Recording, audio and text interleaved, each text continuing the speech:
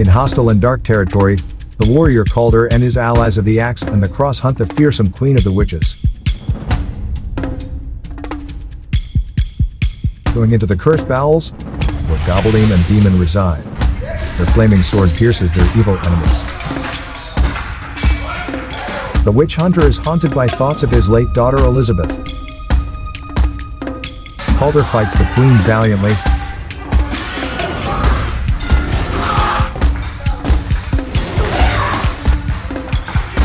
until she knocks him into a pit.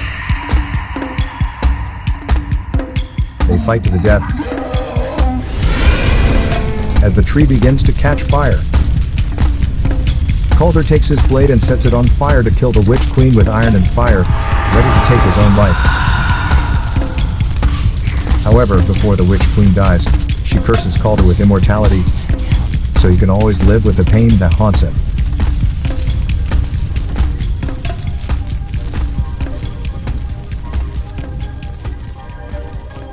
Perfect. 800 years later, he's on an airliner.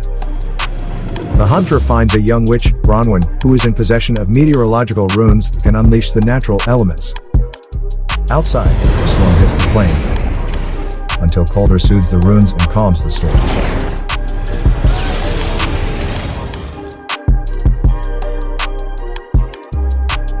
In New York, Calder continues to work with the Axis and the Cross, which is made up of special priests called Dolans. Their current trusted ally is Dolan the 36th, who is nearing retirement. His successor should be the 37th, a young man very eager to work with him. The 36 warns the 37 of the intrepidity of the immortal witch hunter, and makes him promise to watch over him at the risk of his life. One evening, 37 calls Calder to inform him that 36 has passed away. After the Axis and the Cross perform the funeral service for the 36th, the 37th becomes the new Dolan. As the 37th declares his unwavering dedication, Calder informs him of the horrific historical crimes that haunt the place. The two go to the 36th floor apartment to find answers. Calder notices 3 dead flies, and smells something suspicious. He discovers that the place has been cursed with evil magic, implying that the 36th has been murdered. A burn catches the attention of the hunter. The 37th reveals to him that he saved his life during a fire in his youth. Calder brings the 37th to a suspiciously popular bakery. Max Schlesinger uses magical creatures in his food to enchant customers. He has done shady deals with witches and warlocks, but knows the lines not to cross. He puts them on the trail of a warlock who gives off a strong smell of arsenic and apple. The arsenic was used to embalm the bodies, so Dolan's killer must live in an old morgue with bewitched trees.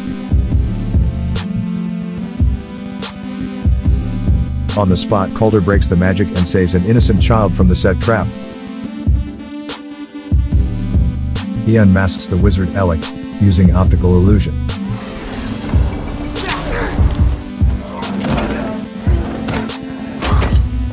Calder brings her before a council of witches led by Glazer. In light of the evidence and in the face of his rebellion against witchcraft law, he is imprisoned. Calder finds another suspicious dead fly. The fearless duo examine the body of the 36th and realize that he is not dead, but cursed. The only way to break the curse is to kill the witch or wizard who did it. Back in the apartment, Calder notices a book in which 36E left clues. On 3 separate pages, the words "Remember Your" and "Death" bear bloody fingerprints. There is only one way for him to remember his death: magic. He goes to a witch bar run by Chloe. She is a special type of witch known as the Dreamwalker. The hunter enters the bar and scares the wizards to the hills. They know of his brutal reputation against their kind. Calder approaches Chloe and asks for a memory spell to remember her death. She injects a spell into a cherry to consume it. He puts it in his mouth and lays down, pretending he passed out. She takes the opportunity to take a selfie. He then actually swallows the cherry for it, and sees himself walking towards the burning tree where he fought the Witch Queen. He enters and sees her charred corpse, but a wizard named Belial wakes him up and chains him to the ground. Calder breaks his hand bones to break free. The ensuing struggle is violent.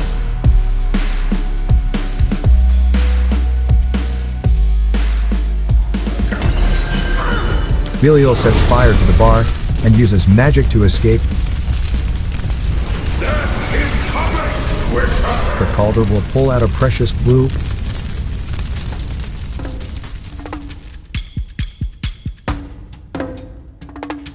Chloe wakes up in an apartment and wanders around it.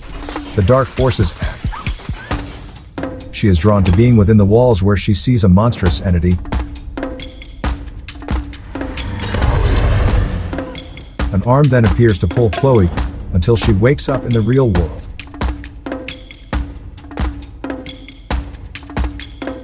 She blames Calder for causing the destruction of her bar, but he still needs an elixir to understand. They go to a greenhouse in search of the necessary elixir. Chloe receives a phone call from her friend Miranda, whom she last saw when Calder arrived at the bar. They find Miranda dead after Belial is done with her.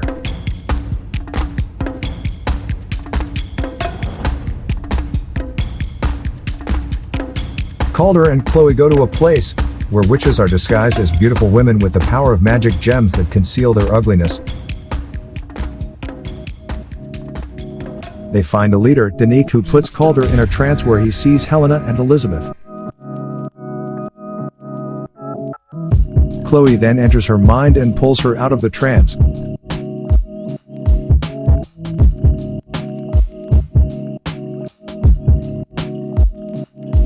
They then interrogate Danique about his affairs with Belial. She confesses to helping him get the Witch Queen's heart. Before leaving, Chloe crushes Danique's jewel, making her look like a witch again. At the detour of a dark alley, Max is surprised by Belial, who reproaches him for his complicity with their sworn enemy Calder. Knowing each other better through conversation, Calder convinces her to dream about him to understand the secret of his existence.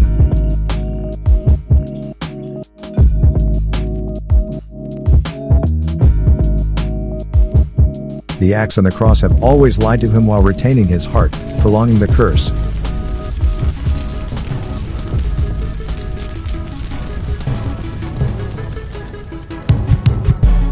The 37th will suffer the lightning of the latter until confessed that the current directive emanated from Dolan 36.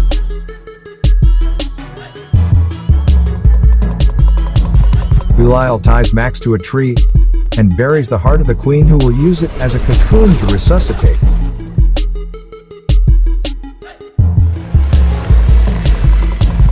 No longer trusting anyone, Calder arrives to find Max held back by roots.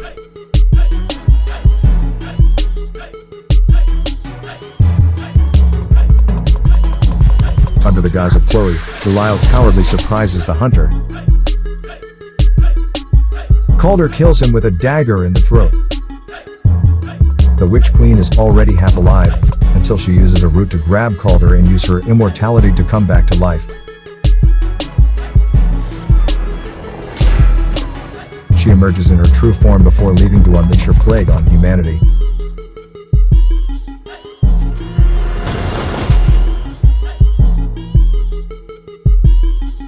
Calder returns home to find the 36th, awakened after Belial's death. Although Calder thinks he has failed to stop the Witch Queen and is disheartened by the deception of the axe and the cross, the 36th encourages him to do what he has always done best: hunt. He arms himself with his legendary sword and is supported by Chloe and the Dolan 37.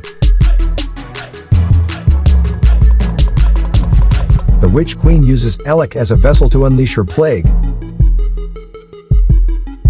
The plague tree grows and they find a human chain composed by the witch. Chloe enters Elec's mind to kill him and stop the plague while Calder goes after the queen. A deadly fight pits them against the hideous sorceress creature enlivened by diabolical incantations.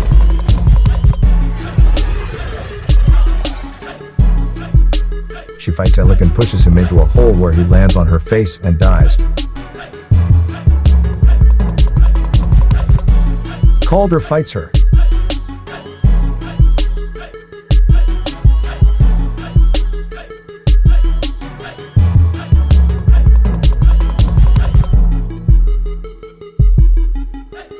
He nearly kills her until the 37th enters, holding Chloe at gunpoint.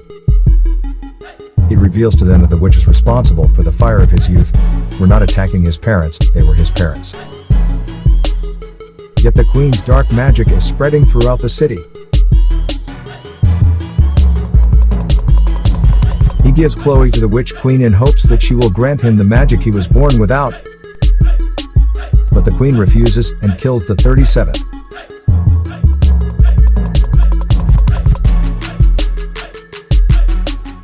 Calder is motivated after being motivated by a vision of Helena and Elizabeth.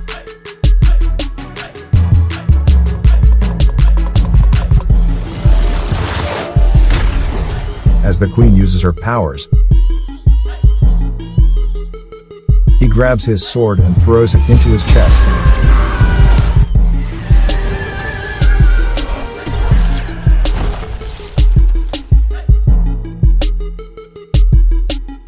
As her body crumbles, her heart is once again exposed. Calder is ready to get rid of her and himself for good. But Chloe stops him, warning him that the dark world is just waiting for him to leave to spread across the earth. Although he has retained his immortality, Calder is more at peace than before, having now found a new reason to continue living. He joins Chloe as they cross town on another adventure. Thank you for enjoying this exciting film with us. Don't forget to subscribe and activate the bell. See you soon on Storytime.